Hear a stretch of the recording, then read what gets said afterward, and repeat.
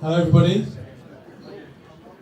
We're going to have a chat not just about Football Manager, but Kevin's career beforehand and after as well, of course, and taking a few other bits and pieces throughout the years. So, without further ado, let's get on with it. And where I want to go back to the start, Kevin, is how back in the 70s you got into computing and computers in the first place, and then we'll rewind a little bit and see how you combine that with another passion to end up with Football Manager. Yeah. When I was at school, there were no computers, no computer programming, nothing like that.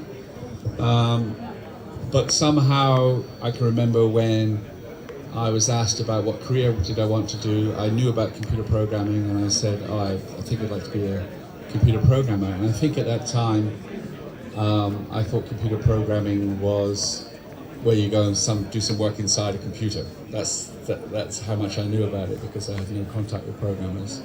But the other thing I used to do as a hobby was I used to invent games, board games, and games with tennis rackets and things like that. Got it.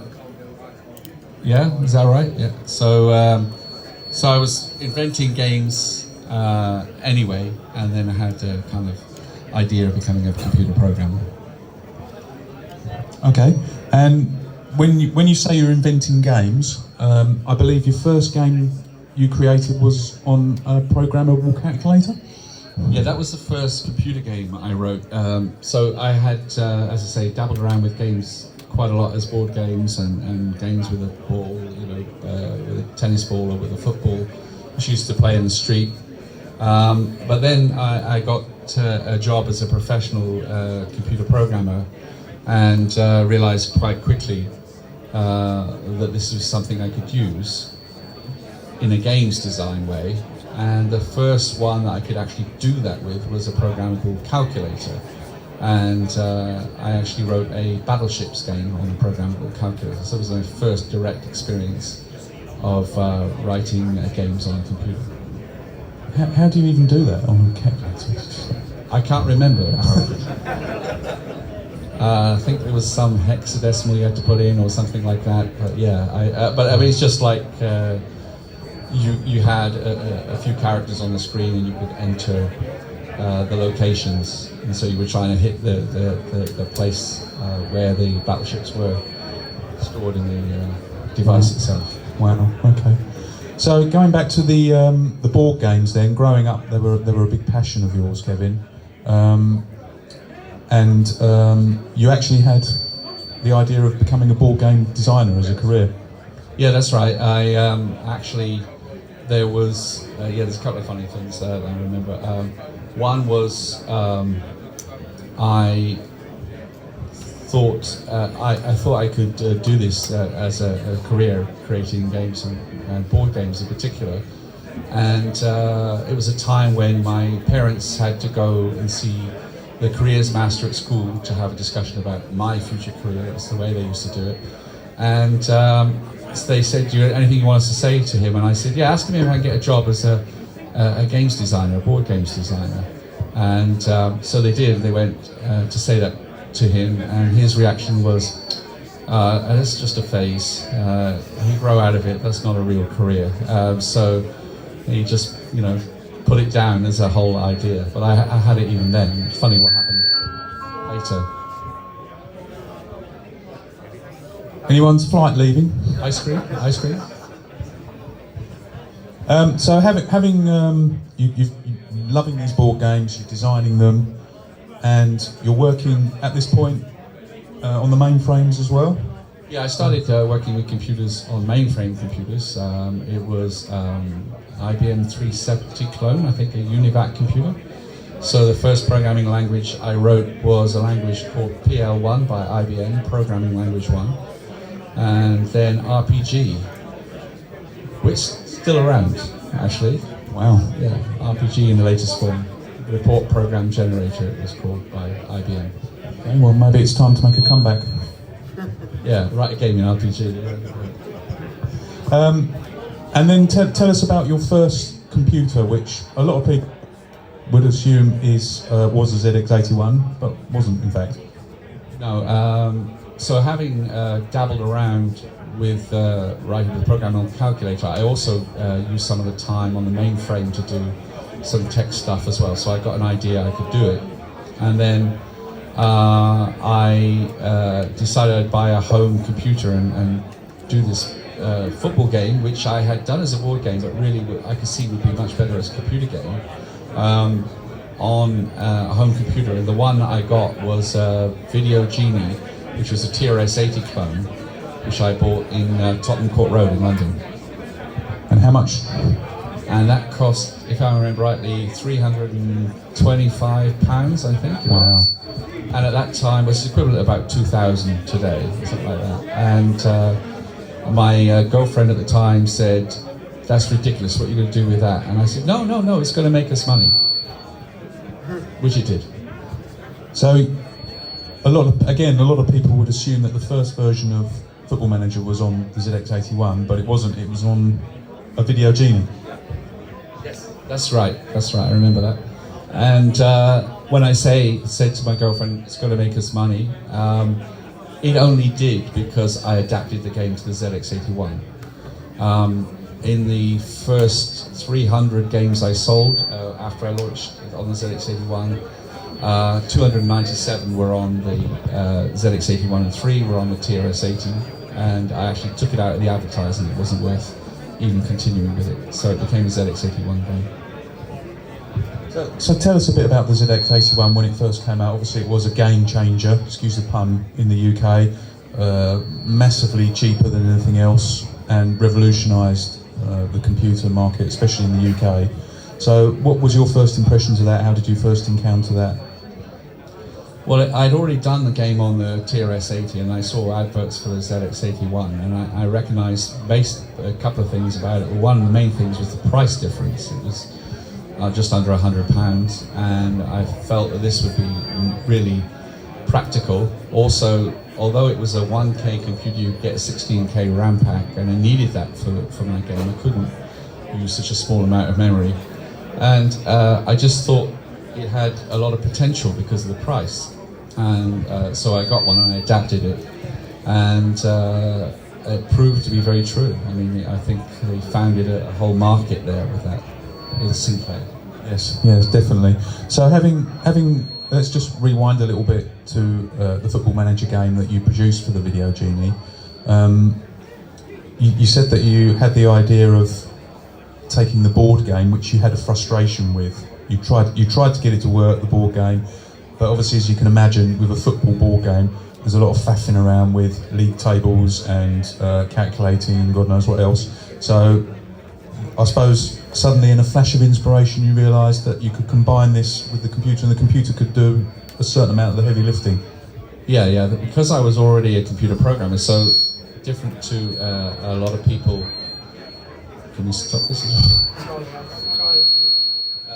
Different to a lot of people. That might have helped. No. Picking up feedback from someone. Because I started as a professional computer programmer. So I started as a professional computer programmer. I was first programming, but I knew about games because of my board games. Then I had the idea, because I understood programming, that the things that I was having difficulty with the board game, like doing the fixtures, because that's detailed and takes a lot of time, or calculating the league table. So like just one result, the league table changes. You try doing that manually with cards and dice or just pieces of paper. It's a cumbersome job. But if you use a computer, it just calculates it for you. And some of you may remember, it might take 30 seconds to calculate the league table at the first part of the season, but it does it for you. So I knew it was something really, really good. And the other thing was that once I'd created the game, I had friends playing the game on the TRS-80 and subsequently the ZX81. And once they started playing, I couldn't get them off it. I mean, I designed it because I liked it myself and it was fun for me. but they were very gripped, and I couldn't get them off it. So when I was thinking of the name for the company before I started actually going commercial with it, you might say, I remember laying in bed on a Saturday morning thinking, what can I call the company? And then I realised that everybody found it addictive, so that's how I got the name Addictive Games. It just came on that inspiration because of the play, people playing the game. Obviously, these computers, very primitive by today's standards, and possibly even by those standards back then. How did you get? I mean, because Football Manager's quite a complex game for the ZX81 and the Video Genie. How did you have to work hard to squeeze these into these small memories? Yeah, there was compromises on the design that came from the lack of memory. For example, there was so little memory that I had to choose both teams and player names that were very, very short on the ZX81. Also, if I remember rightly, on the ZX81 I could only have enough space for 8 teams in each division, so it was just 32 teams. Had to keep short names, so I chose the teams from the Football League on the basis of how short their name was, and the players who were popular at the time on the basis of how short their name was. So people have complained at me over the years about what Southampton, for some reason, more often than not, I don't know what it is with Southampton, the people, why wasn't Southampton in there? Because it was too long. That was it. That was the only reason. And it doesn't shrink very well. It's soft and it's not very good. So that was the only reason. No, nothing against Southampton. Yes, he's a Torquay fan. So yeah, that's the other thing. Maybe. People tell me that Port Vale had some kind of advantage. No. I'm a Torquay fan. You know, no team had an advantage. One of the controversial aspects of the game was the way that the player skills randomised at the end of each season. Yeah. Why did you put that into the game, Kevin? That's a very good example of having to work with a small memory, because one of the key things of the game that makes it work is the balance of difficulty against what you do. It's a thing that's so important in a game like that you want to be, say you're the best team playing against the worst team, you should win, but occasionally you might lose, just like real football. But if it happens too often, then it's a bit random and it's not believable. So that balance between having some random risk element and the fact that what you do has an effect is very important. But at the same time, I had very little memory to work with, so I needed to maintain challenge. And it was true, although there's a lot of counterbalances in the game to prevent you getting too easily successful, including having 7 different skill levels. One of the things that was difficult was when you had bought all the best players and you had built up funds, you could just carry on being successful. So it was a brutal way to keep you challenged, was that between seasons your players would randomise, so if you had all 5s you might lose them down to 1s and things like that. Now I wouldn't do that now with more memory. In fact, I haven't done it on Football Style Manager, it's more sophisticated. But it was just because of lack of memory I had to do something quick. But people have always, well not always, sometimes complained about that they're rating 5 players meant down to 1. I think it gave them something to get angry about, which is good. Just a loss of form, isn't it? Yeah, just a loss of form. Happens to everyone. Just look at Ronaldo. Yeah. Exactly, yeah. This is obviously all very early in the computer scene in the UK. How did you feel, because you're still selling games by mail order, so how did you feel? Did you feel like you were part of something new that was happening? Only in the extent that it was like, as others who were doing it at the time, I think, were spotting that there was a market. So I'd written the game, recognised I could create a computer game, and saw that there were adverts for computer games, and so thought, oh, I can do that too. But the realisation of how much we were in a new innovation of computer games, no. But it does make me remember that I was talking to an accountant and said I wanted to set up a company, and I told them what it was for, and he said, for computer games, and he said, okay, well, we'll set it up so that if it folds up quickly, you'll get out of it with very little pain. And I said, why do you think it's going to fold up? And he said, oh, it's just one of those things like skateboards. And amazingly, at that time, skateboards had boomed and failed. Came back, of course. But so he thought it was just a fad, you know, whereas I didn't see it that way at all. I saw it as a new place for games, which had been around for thousands of years. So it's just a new way of playing games rather than a new thing in itself, like a fashionable item. Absolutely, yeah. And talking of innovations, obviously nothing had really been on the market. Not that there was a huge market for games at the time, but nothing had been seen like Football Manager before. It looked like a text adventure. How did people react to seeing it?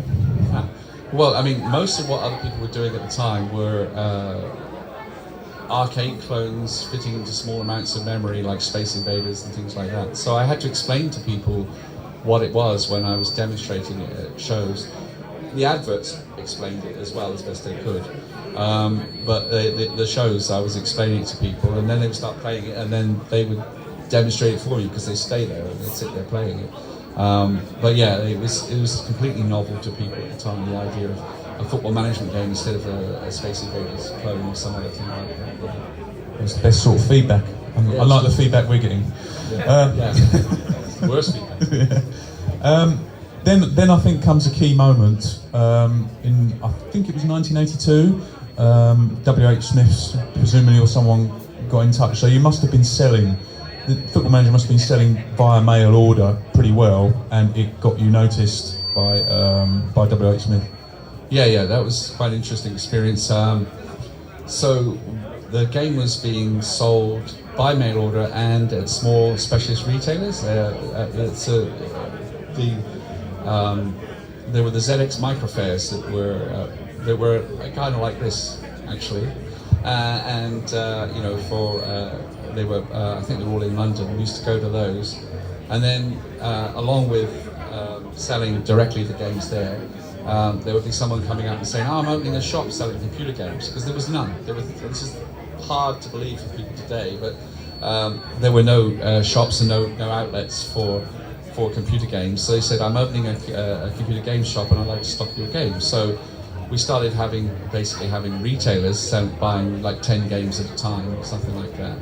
And then and it was packaged, if you guys know the blue or the red original packaging, the two-color packaging, just black printing on a colored card. That was how it was sold. And then out of the blue, I got a call from a guy. He said, "I'm a buyer for W.H. Smith.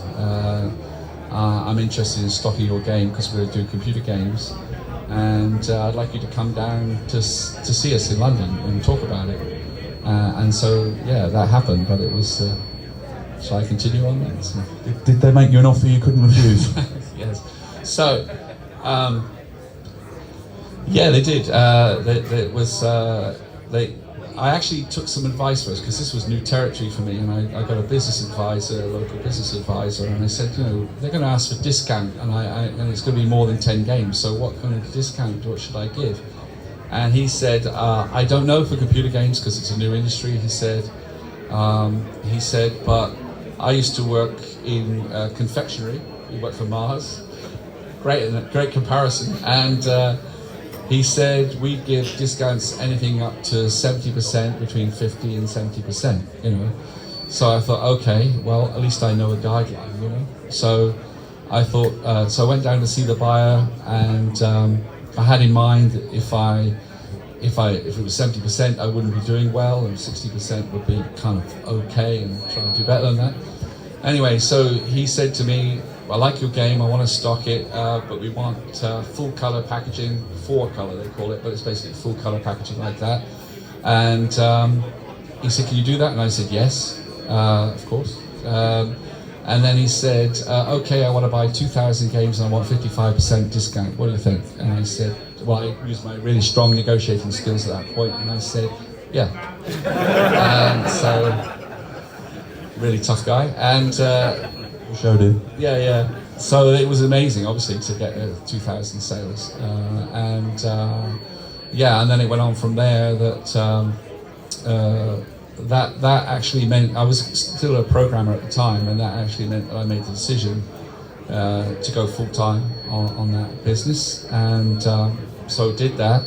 And then about a month later, my girlfriend rang and said, "Oh, we got another order for WH Smith," and I said, "Well, already? It's fantastic, because that order in itself was about the same as I was earning as a salary in the year, that first order."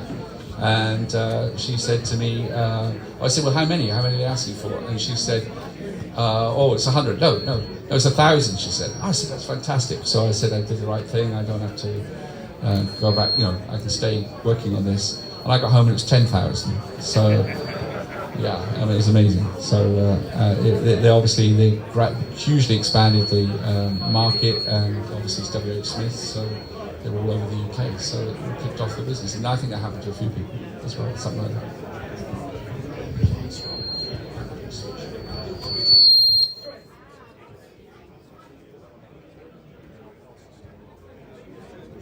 Yes, this one doesn't seem to.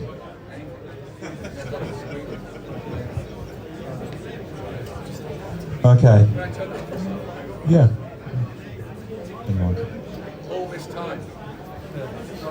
So we've finally. Yeah. So yeah, the video gene. No. So we've skirted around it for a while, but we finally got there. The ZX Spectrum version of Football Manager, which again a lot of people thought was the first version, but it wasn't. And my God, we've got graphics, haven't we? Have we? Imagine seeing this, a football match being played out in real time. Unbelievable. It's, it seems primitive now, but, actually it does look like the England defence, doesn't it, a little bit? Oh, there you go. Liverpool scored. So, obviously the Spectrum had a much improved display over the ZX81, so presumably at this point, you just suddenly thought, yeah, now's the time to jazz it up a little bit. And this works. Yes? Oh, good. That's a good solution. So what happened was I already had the ZX81 out selling, and the Spectrum came along, and I could see an obvious migration to the Spectrum. But so the first thing I thought was, I don't have to have 8 teams in each division, I can have more teams. So I expanded it to 16 teams a division, and players, as well. But I also had the idea that I could add match highlights, graphics to it. And basically I can still remember where I was sitting working on that in the corner of a flat in Milton Keynes, and worked for about 6 weeks on those graphics, just getting them in, working out how to do it. And there were certain key things. I think that the main key thing is, people have talked to me about it at this show, it's not predictable. You can't know by how it starts what's going to happen. Even within the limitations that there was there, there is kind of an infinite variations, and it doesn't pre-plan what's going to happen in any way. But yeah, so the gameplay works. That's the key part of it. So when you see your striker in the bottom right-hand corner of the goal, and in the previous move he's just scored a goal from that position, it could easily shoot wide or something else happen. It's completely random each time. You can't predict what's going to happen. It's completely random in that there's no way of, obviously it's not as vastly random as it doesn't. The number of variations I've never calculated. There's a lot.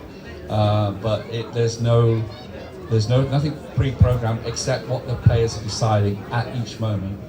But it is all connected, obviously, to the strengths of your team. So it's not a random match, otherwise you get bored. So yeah, it works. It connects to the gameplay. Excellent. Okay. So now you're producing the Spectrum version with the new cover and so forth for WH Smiths. and something else has appeared on the cover. Or at some point it does. Not initially, maybe, but then there's another version, and oh, that's a handsome man, isn't it? Oh. So, a bit of a rarity at the time, but nice to see. So maybe you could explain to us how the Kevin Tom's face appeared on the cover. I thought you were talking about the match action graphics in the bottom left-hand corner, actually. But yeah. Yeah, I mean, obviously you can see the packaging evolved over time, and the logo changed as well at the top. And that was that one on the top right became the permanent logo, which I liked. Yeah, no, it was a very simple reason. People often ask me this, why that came about, and it wasn't intended to be unique, but it became fairly unique. It was really simple. I just thought this is I guess it was my creation, so it was. I'd done it, and I saw it as very similar to books and music. That's really all it was. And I thought, if the book author is usually shown on the cover, often with a photo, and musicians always, nobody cares what the publisher is of a song. They want to know who the musician is, who created it. So I just saw it as being exactly the same thing, and because it was my company, I could choose to do it. And I think a couple of things came out of that. One of the other side of it is that you have to believe in your product to do it, because you're now the front man for it as well. So if it's bad, you're gonna hear it. So I think that in a way it added some credibility. But I would say it struck me earlier on that I was compared to music, it was like being a singer-songwriter. It was my own creation. So that was all it was, and I thought everybody should do it. But then I realized later that if it's somebody else owns the company, they're not going to promote you, because they don't want you to realize you're valuable and move to someone else. So I think that's the main reason why it didn't happen. There was little touches of it with Imagine later, with promoting their programs. People like Jeff Minter were quite well known as well, Matthew Smith, but yeah, so it became more unique than I expected, and I still think, especially for an indie developer, it's fine.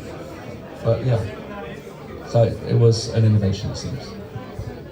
It was even a rarity for a developer to have their name on the front cover of a game. Really, it was quite often it was the name and the publisher, and that was it. So, but yeah.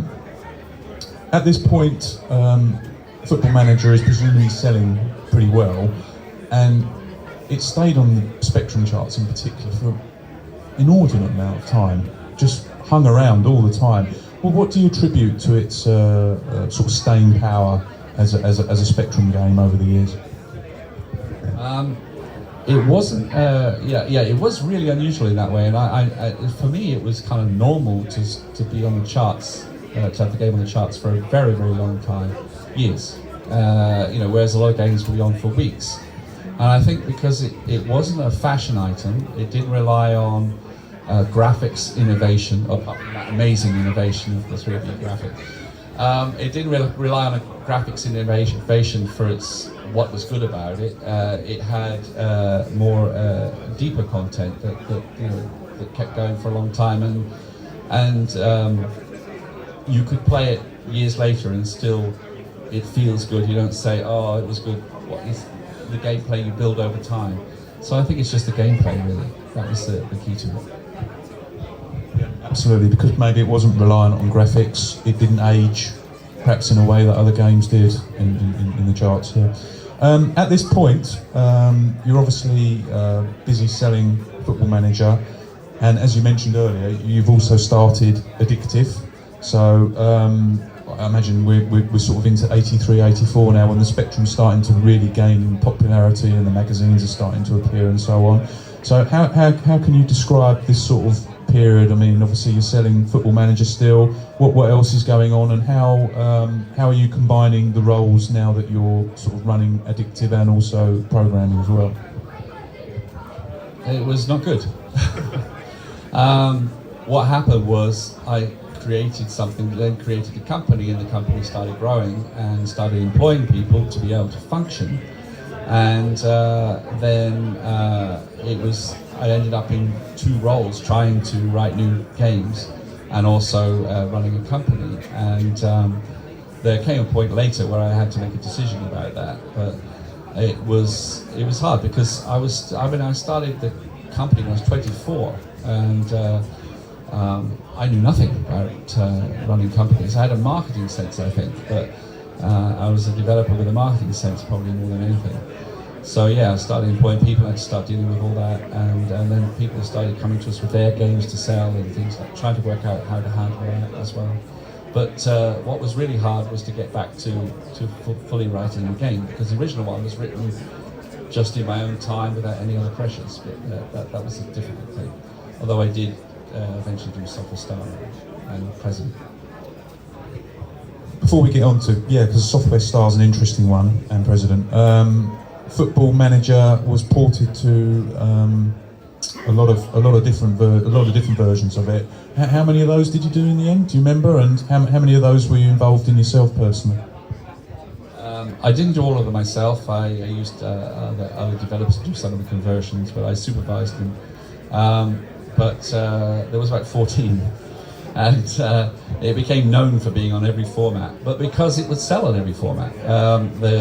Like I can remember the Commodore 16 and Plus 4 was one of the ones that came out, and it sold extremely well on the Commodore 16, and the Plus 4 was compatible with it. And there was one funny one though, which is the Auric Atmos and Auric 1. I remember that we could never get it to work on multiple machines when we were testing it, because the manufacturing of those machines was so unreliable. The two different machines, it would work on one and not work on the other. And I remember that we never launched it. And I've always said that, until the other day, a while back, somebody had a copy and pointed out to me that they've got a copy. So that's where my memory failed completely. We did launch it, apparently, yeah. And was it after this point, was this when Software Star was your next game that you worked on? If I remember rightly, the conversions were going on in parallel, because Football Manager always had its market, and I wanted to do a new game, and if I was to go back in hindsight, I would do something different. But what I did was Software Star, which was actually a good game, and a lot of people like it.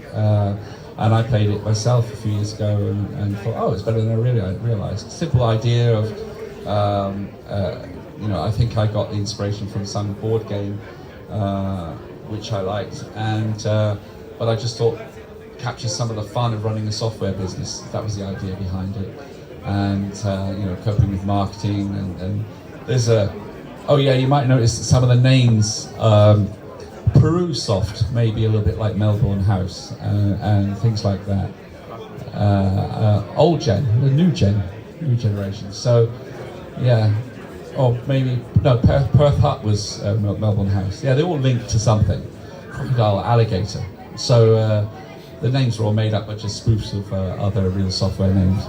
And you had to try and succeed with your games, and you had to balance between spending time developing the game. And then I remember, one thing I remember is that in the end with the marketing you had to choose whether to use hype or honesty. And hype was more risky, but if it paid off well. And honesty was more even, And you never know what's going to happen, but I got a letter once from someone who complained about that to me. And he said, "You've made hype produce better results than honesty. That's morally wrong," he said. And I was like, it's a game, You shouldn't do that, It's just a game, mate, Wasn't someone from Ocean, was it? And then after Software Star, was it Football Manager 2, or did you do President before then?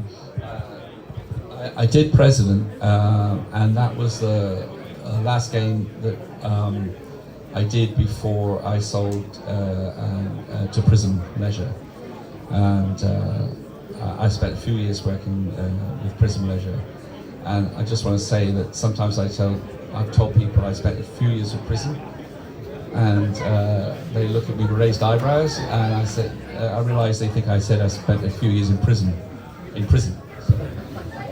So which was it, Prism or Prison? Sorry. So I guess that might, I mean, when you look at the history of Football Manager, obviously it was a sales legend and was carrying on and on and on, and you're reporting it. So I guess in a way it's not a surprise that Football Manager 2 took so long to come along, but it did eventually. And what can you tell us about how that came about? One thing I say straight off is that I was doing something that I think, was it Malcolm was talking about earlier on? He said he wanted to do something always that was something new for him.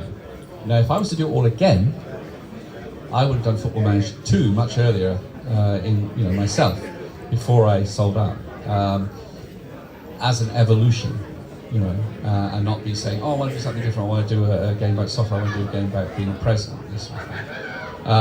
But yeah, Football Manager 2 was when I was back full-time just doing a game.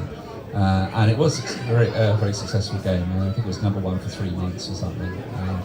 But as a project, it was really tough. I was working with a team of 6 other developers who were scattered all around the country. And I was doing part of the code, I was doing all the engine, and they were doing some of the graphics. And it was launched, I think, 7 platforms and 5 languages, and my code was on all of them. So that was a really tough project, and I don't think I could do it again. But the game in the end was also a successful game, and a different design. How did you try and improve on the template that very good template you'd already laid down with Football Manager? I think one of the main areas was I was trying to do something different with the way you controlled the strategy of the game. So like you had control across the whole pitch. I have some frustrations with it now when I see it now, but yeah, I can see what I was trying to do. Just add more, tactical and strategic elements to the match itself, in particular. Was that in 1988 that came out, Football Manager 2, or around that sort of era? I think, was it? So we're on the downward turn, I suppose, of the 8-bit market. So a lot of publishers, especially smaller publishers such as Addictive, struggled a little bit. You're obviously owned by Prism, or they've got a large investment. How did things start to go pear-shaped, for want of a better phrase? Let's try to remember all the elements of it. I mean, I think that project in itself, or that product itself, was tough, and I think they were cutting back on certain things, which was making it tougher and tougher, and so the load on me got bigger and bigger, and then I did the World Cup with them, didn't I? So yeah, and by that time it was really, really tough, and it was a rushed project, the World Cup product, and that's very unpleasant when you're forced to do something without the resources and without a reasonable deadline as well. So yeah, that was really a burnout experience, that was. So was that the end for Addictive at that point then? No, you'd done the World Cup edition of Football Manager, and I can't remember any other games around that sort of time? Yeah, that was the last thing I did. In fact, there was a Football Manager 3 done by then, which I not only had nothing to do with, but I didn't know anything about it. I was living abroad, so I had no idea what was happening. So I'm always saying to people, I had nothing to do with that game, because it's not very good anymore. So. And yeah, you mentioned there about moving abroad, so you decided to go on a sort of world tour almost after Football Manager, and stayed kind of in the world of computers, but not in England. No, I live now in Amsterdam, and I think that was the first time I went to the Netherlands, was in the early 90s, and I kind of got hooked on being in other countries or traveling. So yeah, I've lived in about 7 different countries in total. A lot of time in New Zealand and in Canada and in the Netherlands, where I am now. Let's just wrap things up a little bit now, Kevin, but we'll go full circle before we do that, because I just want to ask you something about the original Football Manager again, because spoken to a lot of coders over the years that have created great games for the Spectrum and for other computers. But you did something different with Football Manager because you created a genre almost that people had never seen before. And as we mentioned earlier, they struggle to understand even what it was sometimes. So how do you feel about that, looking back today, that not only have you created a smash hit game, but it's a type of game that didn't exist beforehand really, and also was imitated a lot subsequently? Yeah, I'm proud of having done that. I guess yes, it was an innovation, I guess, at the time. So yeah, I'm happy that I did that. I'm kind of happy that it still continues, and I haven't lost touch with it because I come back to it again now. And obviously, when I created Football Star Manager, I recreated the game. That was nice, and that gave me the reward of and the internet of making contact with people who were playing my games all those years ago.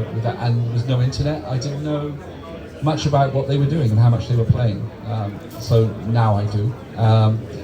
And I can continue like this now, and now just enjoying creating in my own time.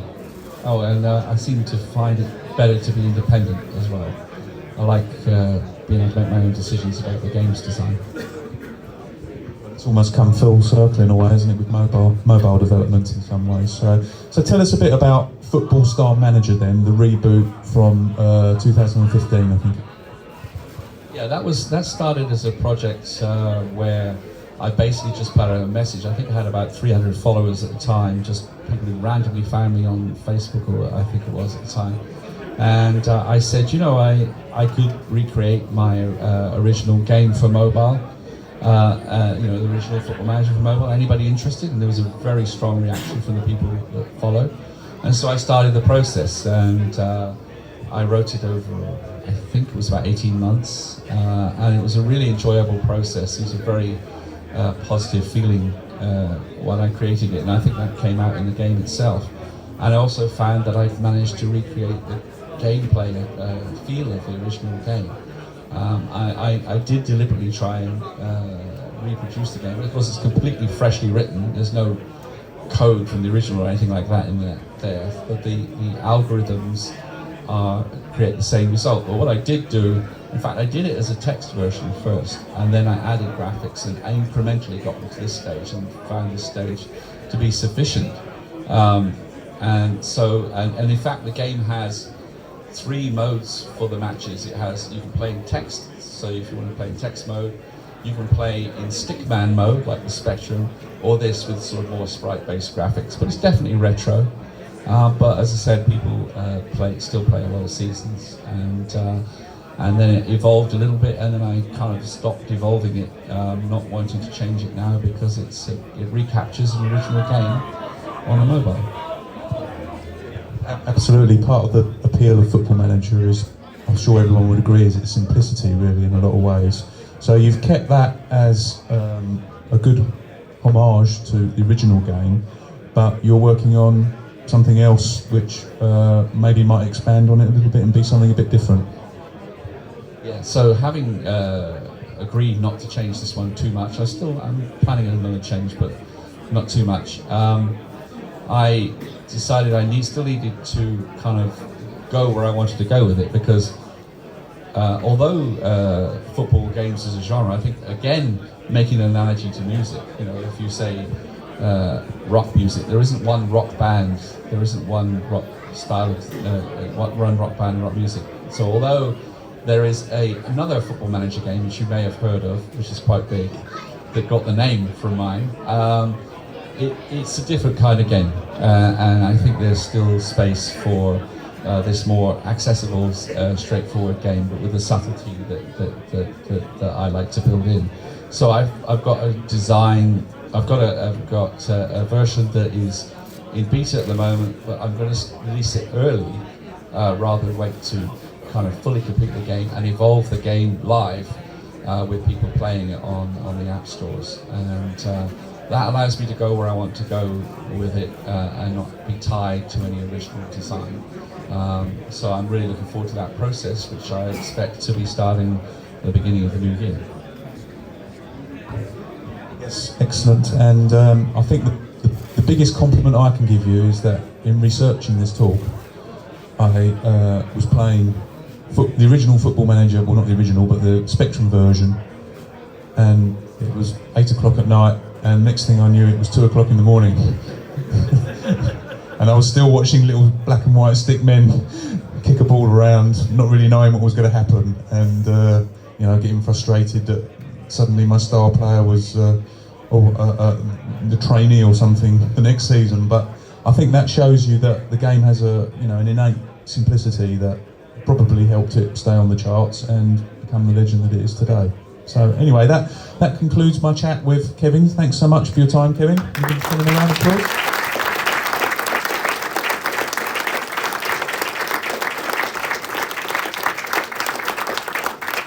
Do we have any Southampton fans that want to ask a question? What?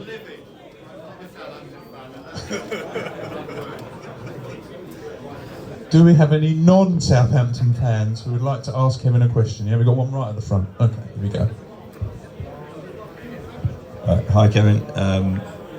I too, as an ex-microfair at Ali Pali, that is our personal example. Yeah, so I remember those.